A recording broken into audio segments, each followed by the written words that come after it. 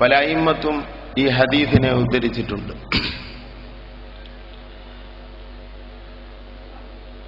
ആദം നബി അലൈഹിസ്സലാമിനെ സ്വർഗത്തിൽ അല്ലാഹു തആല പടച്ചു വെച്ചു. അവിടുന്ന് ആദം നബി അലൈഹിസ്സലാം ഒരു പഴം ഭക്ഷിച്ചു. അക്കാരണത്താൽ ആദം നബി അലൈഹിസ്സലാം പുറത്തു പോരേണ്ടി വന്നു. ഇനി രണ്ടാമത് സ്വർഗത്തിലേക്ക് കടക്കണമെന്ന് ആദം നബി അലൈഹിസ്സലാം അള്ളാഹുവിനോട് പ്രാർത്ഥിച്ചു. അതിന് അള്ളാഹുവിന്റെ റസൂലിനെയാണ് തവസ്സുലായി സ്വീകരിച്ചത്. ഇത് ഇമാം ഹാക്കിം ഉദ്ധരിക്കുന്ന ഹദീസിൽ കാണാം. ആദം നബി അലൈഹിസ്സലാം മുതൽക്ക് എല്ലാ മഹാന്മാരും റസൂലുള്ളാഹി തങ്ങളുടെ മദ്ഹ് പറയുന്നവരായിരുന്നു. വിശുദ്ധ ഖുർആനിൽ അക്കാര്യം പറയുന്നുണ്ട്. മഹാന്മാരൊക്കെ ഇത് ഉദ്ധരിക്കുന്നുണ്ട്. ബിത്തൗറാത്തി മൂസാ നഅ്തുഹു വസിഫാതുഹു വഇൻജീലു ഈസാ ഫിൽ മദാഹിഹി മുത്നിബൂ.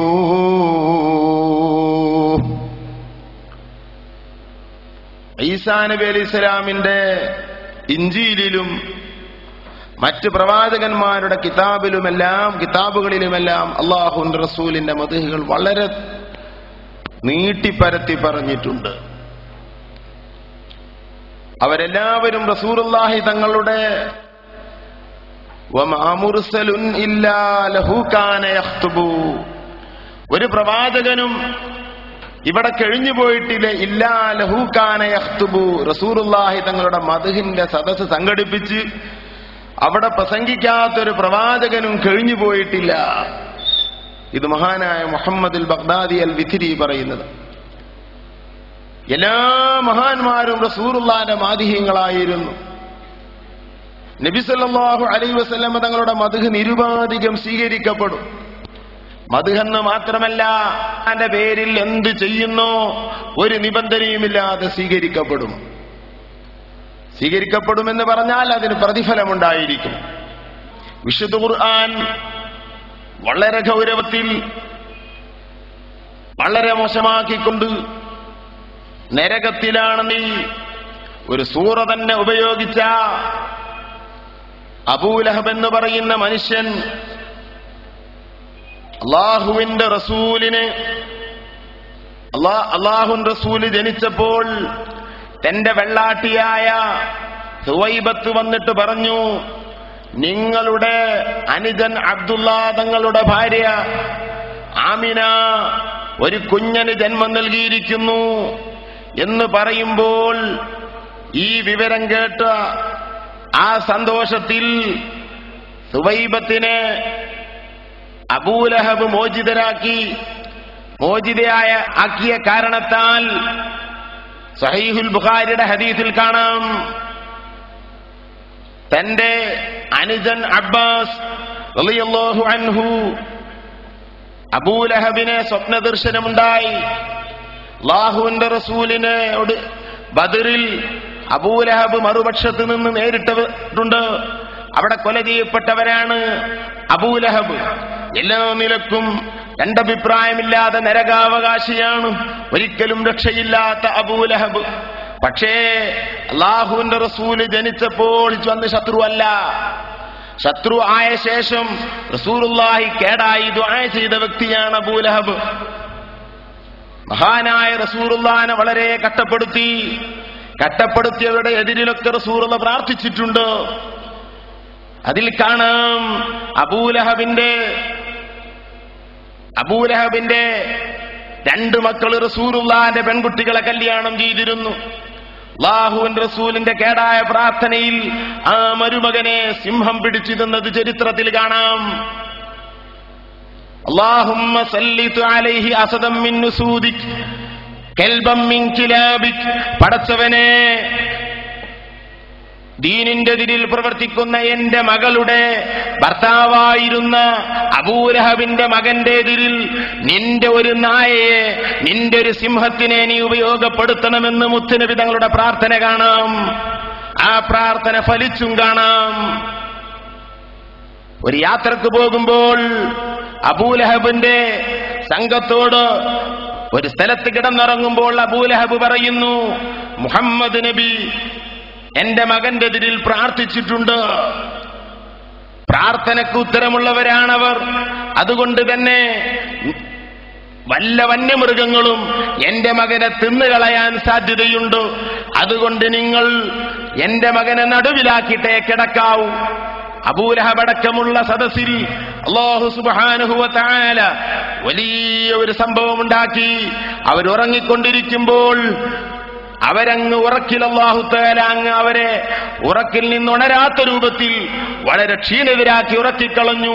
അപ്പോഴാണ് അബൂലഹബിന്റെ മകനെ അന്വേഷിച്ചുകൊണ്ട് ഒരു സിംഹമാണ് വരുന്നത്.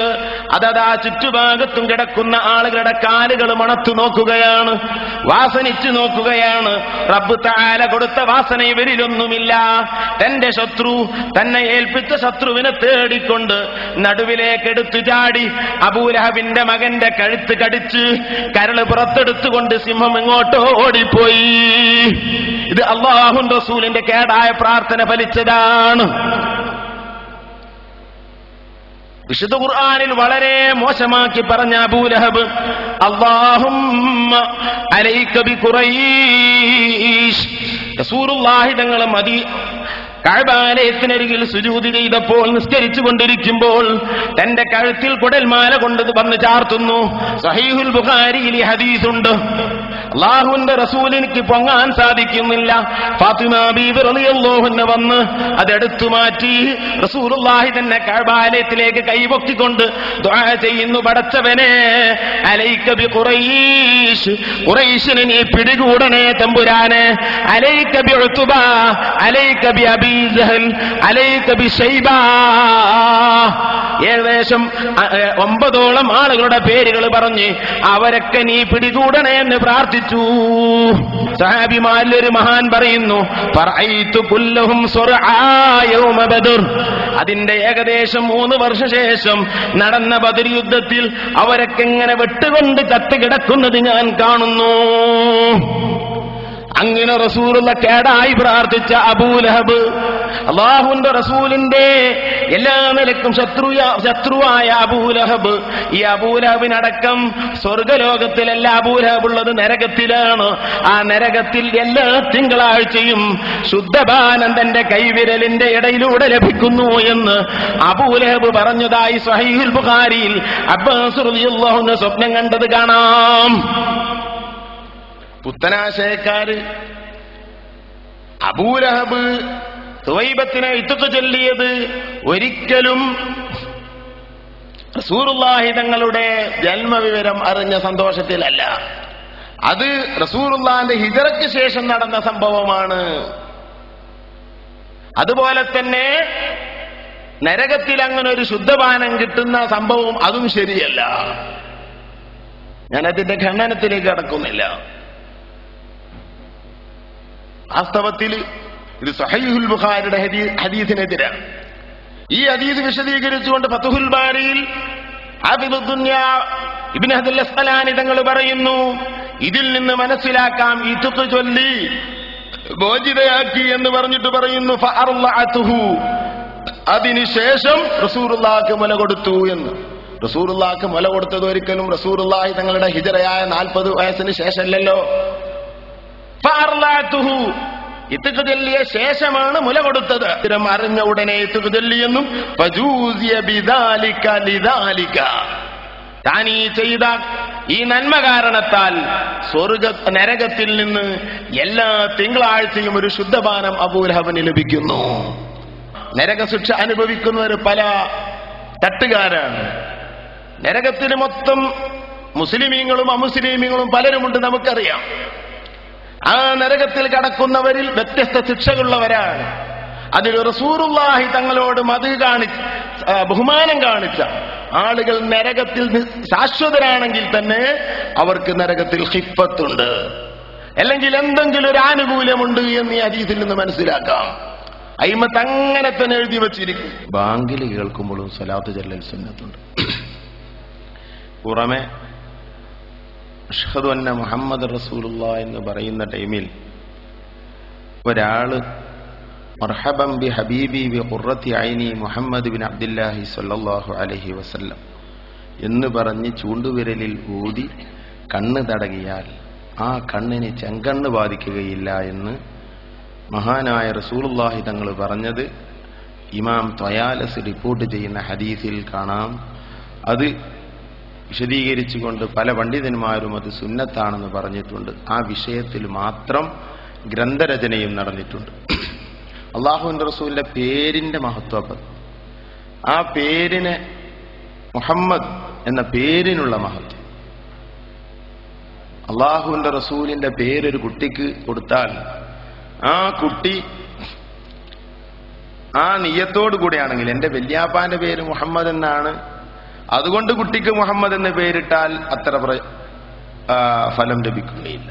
റസൂലുള്ളാഹിന്റെ പേരിന്റെ മഹത്വം എന്റെ കുട്ടിക്ക് വേണം എന്ന നിലക്ക് ഒരാൾ പേര് കൊടുത്താൽ ആ കുട്ടിയിൽ അപ്പേരിൽ തന്നെ ബർക്കത്തുണ്ടായിരിക്കും. ഹദീസിൽ കാണാം, മുഹമ്മദ് എന്ന പേരുള്ള കുട്ടികളെ നിങ്ങൾ അടിക്കരുത് എന്ന് പറഞ്ഞാൽ 10 വയസ്സായാൽ നിസ്കരിക്കാതെയോ അല്ലെങ്കിൽ ദീനിന്റെ കാര്യങ്ങൾ ചിട്ടയിൽ ചെയ്യാതെയോ വരികയാണെങ്കിൽ നിങ്ങളെ കുട്ടികളെ അടിക്കണമെന്ന് മറ്റൊരു ഹദീസിലുമുണ്ട്. അത് നിർബന്ധവുമാണ്. അടിക്കണം എന്നും പറയാം, അടിക്കരുതെന്നും പറയാം. മുഹമ്മദ് എന്ന കുട്ടിനെ അടിക്കരുത് എന്ന് പറഞ്ഞാൽ മുഹമ്മദ് എന്ന ഒരു കുട്ടിക്ക് പേര് കൊടുക്കുന്നവൻ കുടുങ്ങി എന്നർത്ഥം. കുടുങ്ങി പറഞ്ഞാല് ശ്രദ്ധിച്ചേ പറ്റൂ. ആ കുട്ടിയെ അടി കൊള്ളേണ്ടതിലേക്ക് കുട്ടി എത്തുന്ന എന്തെല്ലാം പണിയുണ്ടോ അത് മുഴുവൻ അതിന്റെ മുമ്പ് തന്നെ സൂക്ഷിക്കണം. ഒരു കുട്ടിക്ക് മുഹമ്മദ് എന്ന് പേരിട്ടാൽ വളരെ ശ്രദ്ധിക്കണം മാതാപിതാക്കൾ. ആ കുട്ടിയെ അടിക്കേണ്ട അവസ്ഥയിലേക്ക് എത്തുന്നൊരു പ്രവൃത്തി കുട്ടി ചെയ്യുന്നത് കലയെ കൂട്ടി തടുത്തു വെക്കണം എന്നർത്ഥം. അല്ലാതെ നിസ്കരിക്കാൻ ഞാൻ അടിക്കണ്ടെന്നല്ല. അടിക്കുന്ന പ്രവർത്തനങ്ങൾ കുട്ടിയിൽ നിന്നുണ്ടാകുന്നത് ശ്രദ്ധിക്കണം, അമിതമായി അടിക്കുന്നതും ശ്രദ്ധിക്കണം. എത്രത്തോളം ഇമാം ബൈഹഖി റിപ്പോർട്ട് ചെയ്യുന്ന ഹദീസിൽ കാണാം, അള്ളാഹുവിന്റെ മുമ്പിൽ ഒരു അടിമയെ കൊണ്ടുവരും. അയാൾക്ക് അല്ലാഹു തആല കൊടുത്ത അനുഗ്രഹങ്ങളൊക്കെ അല്ലാഹു തആല പറഞ്ഞു കൊടുക്കും. അതെല്ലാം ശരിയാണ്. അയാളുടെ ജീവിതത്തിലുള്ള അബദ്ധങ്ങൾ മുഴുവനും അല്ലാഹു തആല കാണിച്ചു കൊടുക്കും. ഇതൊക്കെ ശരിയല്ലേ? നഅം യാ റബ്ബ്, പടച്ചവനെ ഇതൊക്കെ ശരിയാണ്. പക്ഷേ അല്ലാഹു സുബ്ഹാനഹു വ തആല ആ മനുഷ്യനോട് പറയുന്നു, ഞാനിത് മുഴുവനും അറിഞ്ഞിട്ടുണ്ട്, ഞാനിത് മുഴുവനും രേഖപ്പെടുത്തിയിട്ടുണ്ട്, ഇതെല്ലാം ശരിയാണ്. പക്ഷേ യാ മലായികത്തി, എന്റെ മലക്കുകളെ, ഇവനെ നിങ്ങൾ സ്വർഗത്തിലേക്ക് കൊണ്ടുപോവുക. ഫഇന്നീ ലാ ഉഹിബ്ബു അൻ ഉഅദ്ദിബ മൻ ഇസ്മുഹു ഇസ്മു ഹബീബി മുഹമ്മദ്.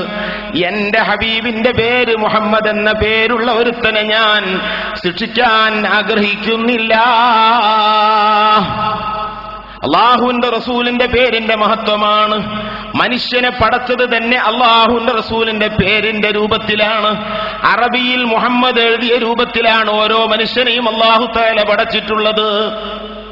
അല്ലാമ ത്വാഹ ഇബ്നു മീന തന്റെ ശർഹ് റിസാലത്തുൽ ബദരിയിൽ പറയുന്നു, ഒരു മനുഷ്യൻ അവന്റെ ശരീരത്തിൽ വെള്ളമോ അല്ലെങ്കിൽ വല്ല എണ്ണയോ തേച്ച് അവൻ ചുരുണ്ടൊന്നൊരു സിമന്റിന്റെ മുകളിൽ ഒരു നിരപ്പായ സ്ഥലത്ത് പതിയാൻ സാധ്യതയുള്ള സ്ഥലത്ത് കിടന്നെഴുന്നേറ്റാൽ അറബിയിൽ അവിടെ മുഹമ്മദ് എന്ന് കാണാൻ കഴിയും.